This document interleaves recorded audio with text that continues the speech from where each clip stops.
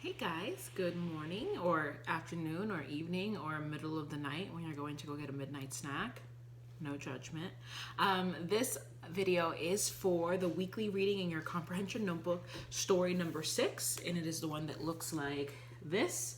Granted, they all look the same, but it's the one with the big number 6 at the top. And it is titled, To Be or Not to Be? That is the question. Okay? And the first things first, we know that we have to make our predictions before because that is a guess on what we think is going to happen or what the story is going to be about before we read it. And the only information that we have is the picture in the corner and the title, To Be or Not to Be. That is the question. So based on those two things, and we write it in this section here, based on those two things, I'll read the question. It says, prediction. Make a prediction of what you will be reading about today. What do you think this short little article is going to be about? Okay? And now I will start reading. So in the first paragraph, Jonah wanted the main part of this year's school production badly. He was determined to practice daily and be the main star of the Pirates of the Caribbean. He found out his best friend Josh also wanted to try out for the main part. The theater arts teacher came in to talk to the classes about the tryouts and how the parts would be selected. She also talked to them about practices and how this was a big commitment. Second paragraph. After hearing all of this, Jonah started to reconsider his decision to try out. He knew his extracurricular time was taken up by playing soccer. He decided to go home and ponder on whether he would try out for this year's play. Third paragraph. Later at home, Jonah received a call from his best friend Josh. Josh wanted to tell Jonah that he would not be trying out for the main part in the play. He told Jonah he would help him practice his lines so he would have a better chance at getting the part. Paragraph 4. A month later, on opening night, the curtains began to lift, and Jonah was full of butterflies and nerves. As soon as the lights came on, he saw his best friend Josh as the main star, Jack Sparrow. Jonah felt proud and enthusiastic for his buddy. Oh, sweet story.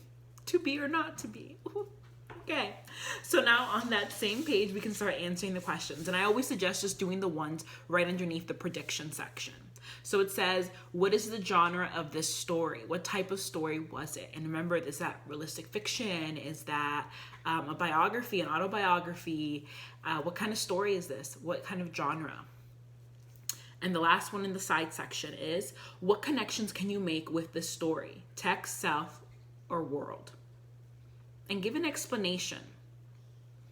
Now we're going to do the questions underneath the story, the ones that are located here. And remember, I need full sentences here.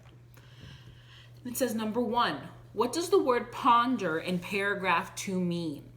Okay, so you're not just making any kind of guess, you are making an educated guess based on what comes before and what comes after. So I'll read the sentence that the word ponder is in if anyone needs me to. And it says, he decided to go home and ponder on whether he would try out for this year's play. So number 1, what does the word ponder in paragraph 2 mean? And you can start off really simple. It means blah, blah, blah, blah, blah. Or according to the text, it means blah, blah, blah, blah, blah, blah, blah.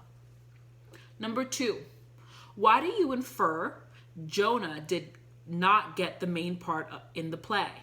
Why do you infer Jonah did not get the main part in the play? Why wasn't Jonah the main part?